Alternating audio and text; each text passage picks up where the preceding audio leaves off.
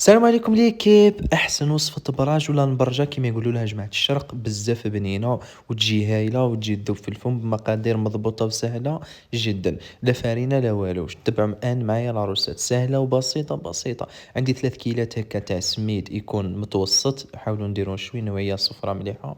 عندي مغرف كبيرة سكر، مغرف غير 4 تاع ملح. نبدا ندخل نواشف مع بعضهم مليح.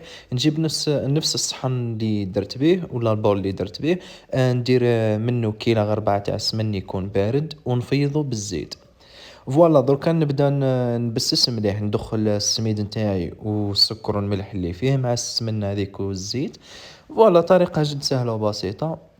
شوفوا ليكيب، لازم كل حبة تاع سميد تدي حقها من السمن والزيت. نبدأ نبسس مليح، يعني بقاو تبسسوا حوالي 10 دقائق. وين تبسسوا مليح وين تنجح معاكم الوصفة، يعني وين يخرجوا البراج تاعكم طريين وملاح. على واش شوفوا كي تحبوا تعرفوهم ملاح ديروا شكلوا بولاك وطلقوا لها حتى وين ما تتكسرش. اذا ما زالت تتكسر غير بسسوا مليح. شوفوا كيفاش راني ندير، يعني الطريقة جد سهلة وبسيطة. ومن بعد نفتحها هاك بيدي نورمال.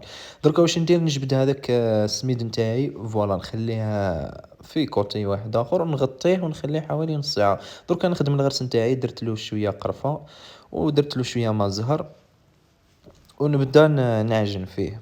ودرت له شويه زيت مع الاول، يعني مغرف كبيره زيت ومغرف غير 4 تاع ما زهر ومغرف صغيره تاع قرفه. وكاين تحبوا ديروا القرنفل ديروا ماشي بروبليم. فوالا نبدا نمعسهم مليح، ندخل المكونات في بعضها حتى وين يولي الغرس نتاعي طري. انا درت الغرس هذا المشري، يعني شريته مرحي. فوالا بعد ما خليت السميد نتاعي ارتاح حوالي نص ساعة، نجيب نص كاس نتاع ماء يكون بارد ونزيد له شوية تاع ما زهر. يعني ندير كاس غير 4، نخلطهم مليح مع بعضهم ونبدا نبسس السميد نتاعي.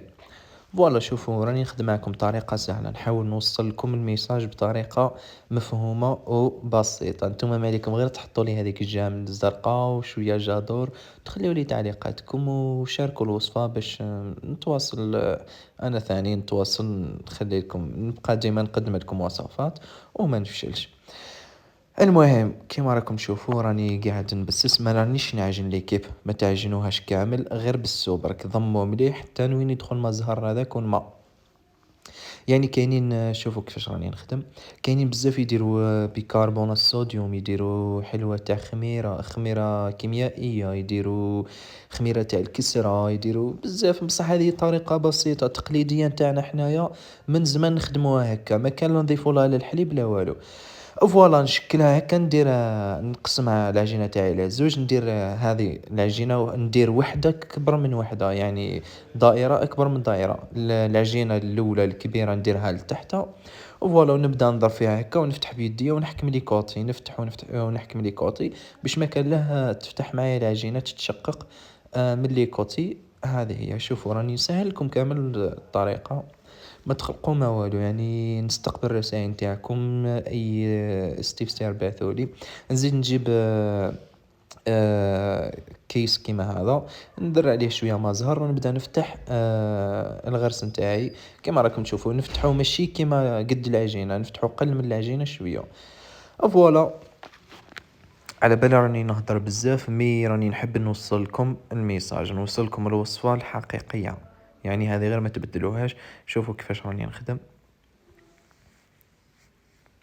فوالا نجيب العجينة الثانية، الطبقة الثانية اللي درتها قل من الطبقة الأولى.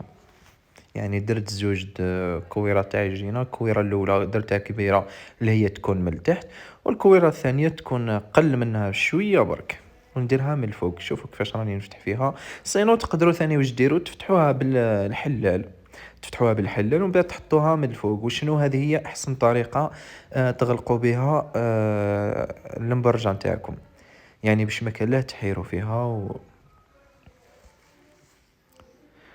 فوالا فتحوها مليح ومن بعد سكروا من لي كوتي، فتحوه وتسكروا من لي كوتي. فوالا من بعد واش ندير، ندز الغرس هذاك لداخل. شوفوا كيفاش راني ندز في الغرس لداخل. شوفوا من الفوق كي تجيكم رقيقه ما راهيش رقيقه، من بعد شوفوا كيفاش راني راح نحلها. راح نفتحها مليح بالحلال، راني بالعاني درتها من الفوق طبقه شبه رقيقه، فهمتوني. فوالا تبعوا طريقة مليح، يعني راح تجيكم ساهلة وبسيطة جدًا. دركا نجيب الحلال ونبسط العجينة نتاعي. فوالا نبسطها مليح، تحبوا ديروها دايرية كارية المهم كيما تحبوا. نجيب موس نفتحها هكا في الطول، من بعد نشكل البراج نتاعي، كاين اللي يدير مول، كاين اللي يديرهم بالموس هكا كيما تحبوا. المقلة برك اللي كيبخليوها تسخن على نار هادية، والمقلة تاعكم تكون المقلة ولا طاوة لازم تكون ثقيلة. نخليهم يطيبوا من التحت من الفوق. فوالا هذه هي لا ريسيت تاع المبرجة، ما تنساوش تبارطاجيوها عندكم، طاقيو الناس اللي يحبوها. سلام.